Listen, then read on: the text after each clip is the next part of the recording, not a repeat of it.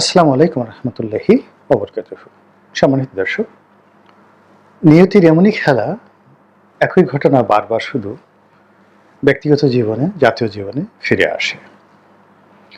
ইতিহাস আমাদেরকে বারবার একই শিক্ষা দেয়, কিন্তু দুর্ভাগ্য যে আমরা ইতিহাস থেকে কখনোই শিক্ষা নেই না।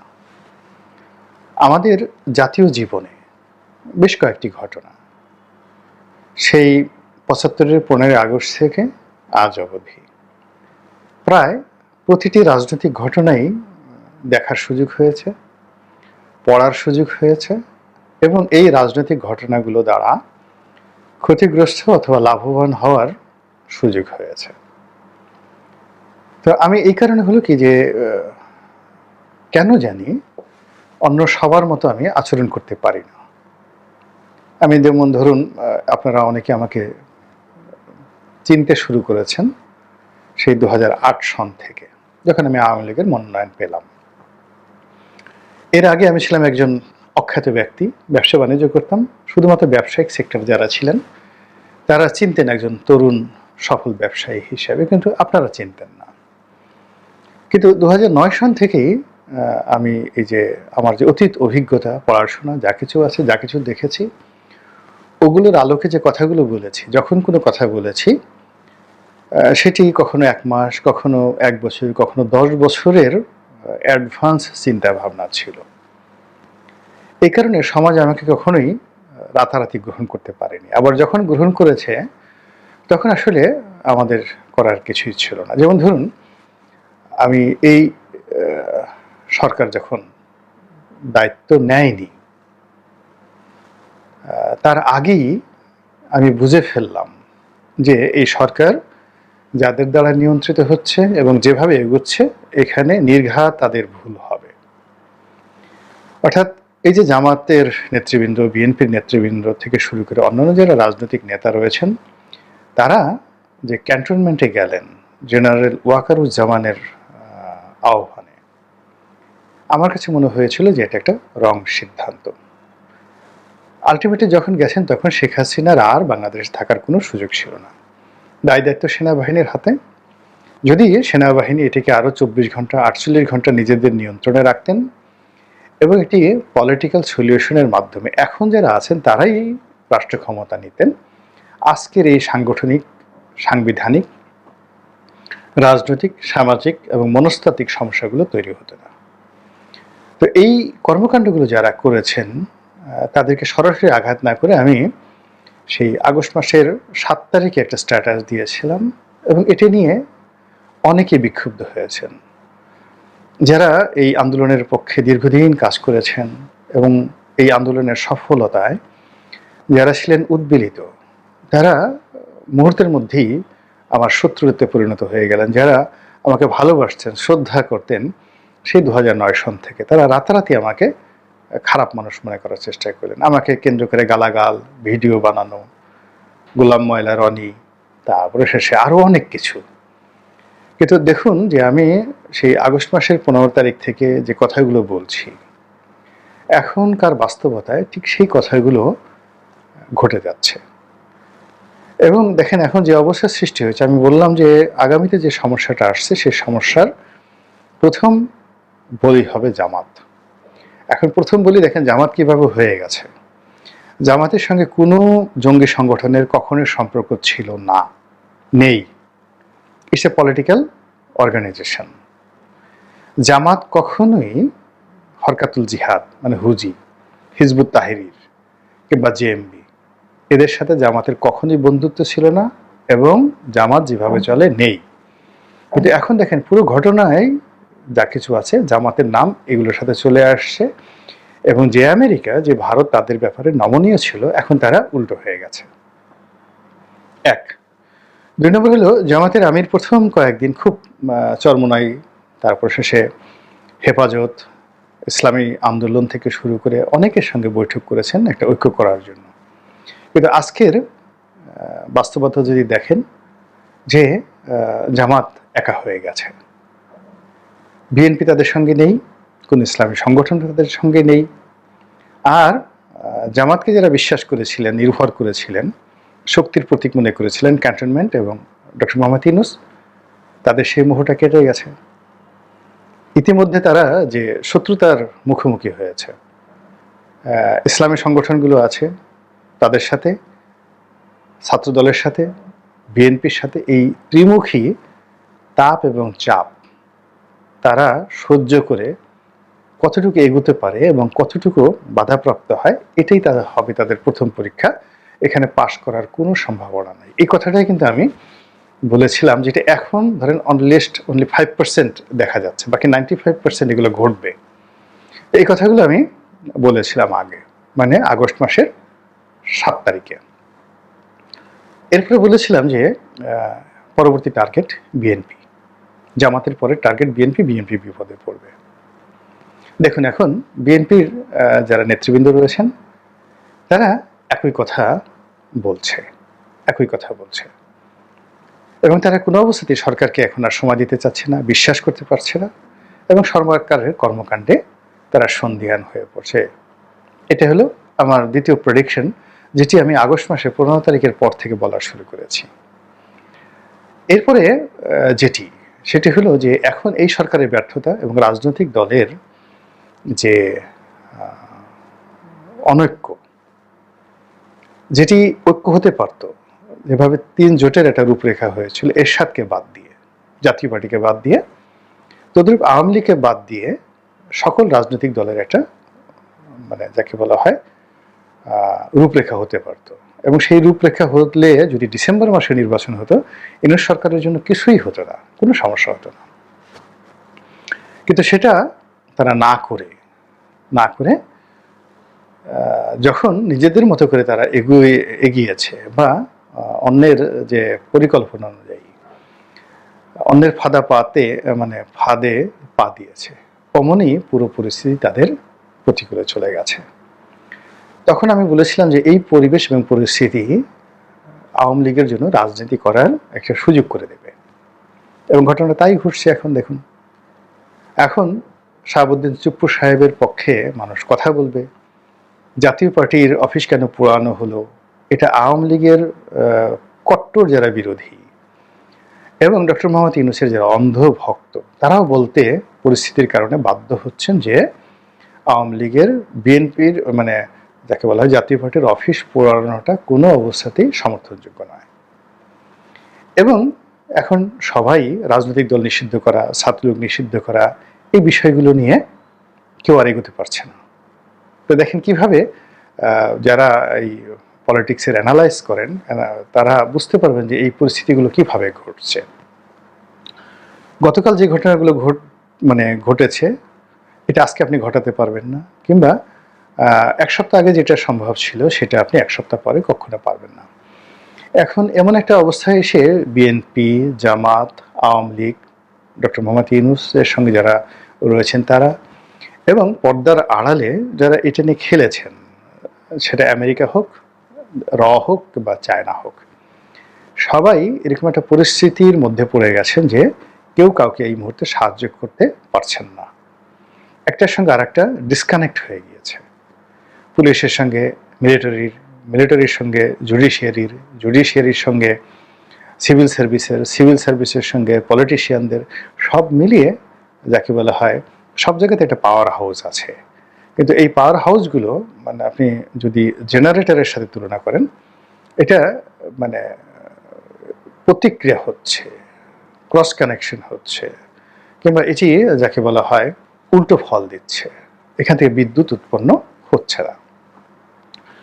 ফলে ব্যাংকিং যে সমস্যাগুলো ছিল, আমরা প্রথম 15 দিন খুব হ্যাপি হয়েছিলাম যে ব্যাংক ব্যবস্থাতে একটা শৃঙ্খলা ফিরে আসবে, যেহেতু সবাই এখানে অর্থনীতিবিদ। এখন দেখা গেল যে প্রায় সবাই ধৈর্য হারিয়ে ফেলেছেন।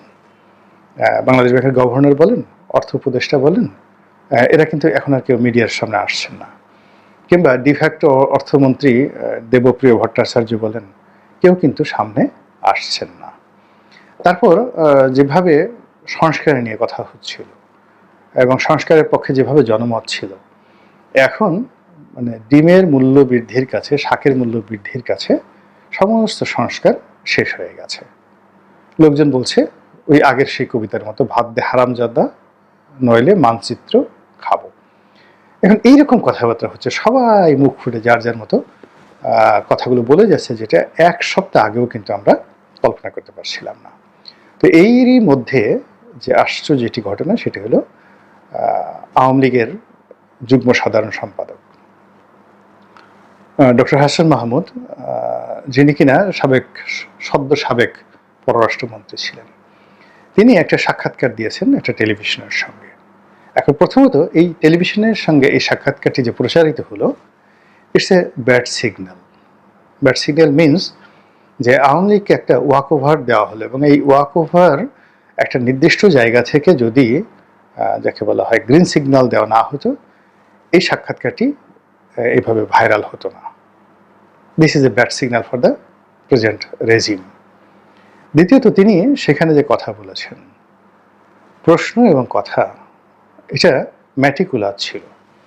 মানে যে প্রশ্ন করা হবে তিনিও প্রশ্নকর্তা হিসেবে প্রস্তুতি নিয়েছেন, এবং যিনি উত্তর দেবেন তিনিও প্রশ্নগুলো আগে থেকে জানতেন এবং ধীর স্থিরভাবে উত্তর দিয়েছেন। চমৎকারভাবে ডক্টর হাসান মাহমুদ উত্তর দিয়েছেন, এবং ওনার গত 15 বছরের যে রাজনীতি এবং সেখানকার যে ভাষা, সেই ভাষাগুলো ছিল বিরক্তিকর, যথেষ্ট আক্রমণাত্মক, এবং বিএনপির সঙ্গে আওয়ামী লীগের যে দ্বন্দ্ব সংঘাত তৈরি হয়েছে যে কজন মানুষের কারণে, তাদের মধ্যে এই ডক্টর হাসান মাহমুদ, তারপর ওই যে খাদ্যমন্ত্রী ছিল কামরুল সাহেব, এদের এই উল্টাপাল্টা কথাবার্তার কারণে কিন্তু সমস্যাগুলো বেশি হয়েছে। তো সেই হাসান মাহমুদ সাহেব এখন বিএনপির সঙ্গে ঐক্য করতে চান। তিনি তারেক রহমান সাহেবের প্রশংসা করছেন এবং বিএনপির সঙ্গে যুগপৎ আন্দোলন করে গণতন্ত্র ফিরিয়ে আনার তিনি চেষ্টা করবেন। এক। 2 নম্বর হলো যে তিনি সদম্ভে নয়, অবনত মস্তকে এবং প্রসারিত চিত্তে, উন্মুক্ত চিত্তে তিনি স্বীকার করছেন যে তার সরকারের অনেকগুলো ভুল ছিল, ভ্রান্তি ছিল, এবং কিছু কিছু তিনি জানতেন এবং ওই সময় তিনি বিরোধিতা করেছেন, আর কিছু কিছু তিনি জানা সত্ত্বেও বিরোধিতা করতে পারেননি, আর কিছু কিছু জিনিস ঘটে গেছে তিনি বুঝতে পারেননি। তো এই বিষয়গুলো যে সরল স্বগোক্তি, এটি রাজনীতির জন্য একটা যাকে বলা হয় it's a art of politics, যেটি আওয়ামী লীগ করছে। আবার একইভাবে ধরুন এই সময়টিতে বিএনপির যারা নেতাকর্মী রয়েছেন, শীর্ষ যারা নেতৃবৃন্দ রয়েছেন, তারা যে বক্তব্য দিচ্ছেন, স্বয়ং তারেক রহমান সাহেব থেকে শুরু করে মির্জা ফখরুল, মির্জা আব্বাস, গয়েশ্বর বাবু, প্রায় সকলেই যে ম্যাচুরিটি নিয়ে কথা বলছেন এবং যেভাবে আওয়ামী লীগের জন্য একটা ওয়াকওয়ে তৈরি করার তারা চেষ্টা করছেন, এটি বর্তমান যারা আছে তাদের জন্য একটা অশনির সংকেত। এর কারণ হলো যে আগের জমানাতে মানে 11 সময়টিতে যারা পিছন থেকে খেলেছিল, তারা যে যে কারণে ব্যর্থ হয়েছিল, সেই ব্যর্থতার জায়গাগুলো যেন না ঘটে, এজন্য এই সময়টিতে যেন বর্তমান রেজিম তারা একটা নতুন 111 এবং একটা নতুন 211, নতুন 111 যেটাকে আমরা 211 বলতে পারি, তো এটা যেন বাংলাদেশে না ঘটে, এজন্য কিন্তু রাজনৈতিক দলগুলো একেবারে সেই August, June, July, August, September, অক্টোবরের 1 তারিখ থেকে তারা অ্যালার্ট হয়ে গিয়েছেন। এমনকি পরিবেশের কারণে জামাতও কিন্তু এখন প্রকাশ্যে আওয়ামী লীগ নিয়ে, তারপর বিএনপির বিরুদ্ধে বা নির্বাচন নিয়ে সরকারের যে বা সংস্কার নিয়ে সরকারের যে মতাদর্শ, এটা নিয়ে কিন্তু তারা কথাবার্তা বলতে পারছেন না। আওয়ামী লীগ জামানাতে আওয়ামী লীগ কথাগুলো রাস্তার যে ক্ষুদ্র ক্ষুদ্র রাজনৈতিক দল, যাদেরকে ডিজিএফআই দালাল বলা হতো, তাদেরকে টাকা পয়সা দিয়ে অনেক কৃত্রিম আন্দোলন তৈরি করতেন, অনেক মব তৈরি করতেন। তাদের কাজই ছিল ডিজিএফআই টাকা খেয়ে সরকারকে অকথ্য ভাষায় গালাগাল করা, তারপরে সরকারের সমালোচনা করা। সরকার মানে যেহেতু মূল যারা দলগুলো রয়েছে, যাদের কথা গ্রান্টেড হবে, তাদেরকে দৌড়ের উপর রেখে ছোট ছোট রাজনৈতিক দল এবং এবং তাদের 2 জন লোকও নাই বা 5 জন লোকও নাই, কিন্তু তারা দেখা গেল ছাত্রলীগের ছেলেদের নিয়ে, আওয়ামী লীগের লোকদের ভাড়া করার লোক নিয়ে, বা আওয়ামী লীগের কাছ থেকে টাকা নিয়ে বিভিন্ন বস্তি থেকে 50-60 জন ভাড়া করে এনে প্রেস ক্লাবের সামনে একটা অনুষ্ঠান করে শেখ হাসিনাকে 1 ঘন্টা গালাগালি করে গেলেন। পত্রপত্রিকায় ব্যানার হেডলাইন তৈরি হলো এবং সারা দুনিয়া দেখানো হলো যে বাংলাদেশে একটা গণতন্ত্র আছে। তো এরকম একটা যে মব পলিটিক্যাল যাকে বলা হয় মুভমেন্ট শেখ হাসিনার জমানাতে হতো, অহরহ হতো, সেটিও কিন্তু এখন করা যাচ্ছে না। মানে এই সরকারকে ওইভাবে যে সমালোচনা করবে এরকম ভাড়াটিয়া লোক দিয়ে, এটাও হচ্ছে না। আবার প্রকাশ্যে যে সমালোচনা করবে এ সরকারকে ঠিক নিষ্ঠুরভাবে করবে, ওই কাজটিও হচ্ছে না। ফলে একটা শ্বাসরুদ্ধকর অবস্থা কিন্তু এই নভেম্বর মাসে শুরু হয়ে গিয়েছে। তো এই শ্বাসরুদ্ধকর অবস্থা যখন বিস্ফোরিত হবে, পক্ষে হওয়ার কোনো সম্ভাবনা নাই, তখন একসঙ্গে এটা এত বড় বোঝা হয়ে ইউনূস সরকারের জন্য দেখা দেবে, যেটি সামাল দেওয়ার মতো পলিটিক্যাল মেশিনারি, আমলাতান্ত্রিক মেশিনারি, পুলিশ থেকে শুরু করে আইন শৃঙ্খলা রক্ষাকারী বাহিনীর যে স্ট্রিম রোলার, এটা বর্তমান সরকারের নেই। তাহলে কি হবে? যা হবার তাই হবে। কিন্তু মধ্যে থেকে যেটা হয়ে গেছে সেটা হলো, যেখানে রাজনীতির একটা নতুন মেরুকরণ তৈরি হয়ে গিয়েছে। এখানে রাতারাতি নির্বাচন হবে বা ইউনূস সাহেবের যদি কোনো কারণে তিনি পদত্যাগ করেন বা তার সরকারের পতন হয়, এখানে নতুন একজন ইউনূস আসবেন, কিন্তু বিএনপি বা আওয়ামী লীগ বা একটা পলিটিক্যাল কালচার এখানে চলে আসবে, আমার কাছে মনে হচ্ছে না। এখন এটা আপনি বুঝতে পারবেন যে যারা এই পেছন থেকে কলকাঠি নাড়ছেন, তারা বিভিন্ন ফর্মে এটাকে অন্তত পক্ষে 5 থেকে 10 বছর টেনে নেওয়ার জন্য তারা কিন্তু একেবারে কোমরে গামছা বেঁধে বসে আছেন। এবং সেগুলো করার জন্য যেটি দরকার সেটি হলো আফ্রিকান মডেল। আফ্রিকান মডেল অনুযায়ী যখন এটা নিয়ে এই সপ্তাহে আমি একটা লেখা লিখব, আমি ফিরোজ শাহ তুগলক বলছি। তো দিল্লির সালতানাতে মোহাম্মদ বিন তুগলকের মৃত্যুর পর ফিরোজ শাহ তুগলক ক্ষমতায় এলেন এবং তিনি প্রথম 10 বছর যে কর্মকাণ্ডগুলো করেছিলেন, ঠিক সেম কর্মকাণ্ডগুলোকে বলা হয় ফিরোজ শাহ ডক্ট্রিন। তো সেটা আমি বর্ণনা করব। অর্থাৎ একটা সমাজে যখন বিশৃঙ্খলা তৈরি হয় এবং যিনি শাসক তিনি কোনো পক্ষ অবলম্বন না করে শুধু বাঁশি বাজাতে থাকেন, তখন সমাজ রসাতলে যায়, কিন্তু শাসকের কিন্তু পরিবর্তন হয় না, কখনই হয় না। তো ওইরকম একটা পরিবেশ পরিস্থিতি হয়তো আগামীতে তৈরি হবে, আমরা ক্ষতিগ্রস্ত হব, কিন্তু যারা শাসন ক্ষমতা চালাবেন পেছন থেকে, তারা হয়তো সামনের অভিনেতাকে পরিবর্তন করবে, নায়ক পরিবর্তন করবে, নায়িকা পরিবর্তন করবেন, গায়িকা পরিবর্তন করবেন, কিন্তু নাটকের যে পরিচালক কিন্তু সেখানে একই থাকবে। তো এই যে খেলাটা, একটা 2-11-এর যে খেলা, এই খেলাটা কিন্তু আওয়ামী লীগও বুঝতে পেরেছে, বিএনপিও কিন্তু বুঝতে পেরেছে। ফলে তারা নমনীয় হয়েছে। এখন যেহেতু বিএনপি সুবিধাজনক অবস্থায় আছে, এজন্য বিএনপির কাছে, তারেক রহমান সাহেবের কাছে আওয়ামী লীগের আত্মসমর্পণ করা ছাড়া এই মুহূর্তে আর কোনো উপায় নেই। এবং এই যে নৌকা, বিএনপির যে আওয়ামী লীগের যে প্রতীক, এই নৌকা যদি তারেক রহমানের হাতে দিয়ে দেওয়া হয় এবং সেই নৌকায় যদি তারেক রহমানের ধান ভরে যায় এবং সেই ধান সহ যদি ভব নদী, মানে রাজনীতির যে ভব নদী, সেটা পাড়ি দেওয়ার চেষ্টা জনাব তারেক রহমান সাহেব করেন, আমার কাছে মনে হচ্ছে না যে চক্রান্তকারীরা সেই গতি রোধ করার ক্ষমতা রাখেন। জনতার জয় অবশ্যম্ভাবী এবং নিশ্চিত। আল্লাহ আমাদের সবাইকে হেদায়েত দান।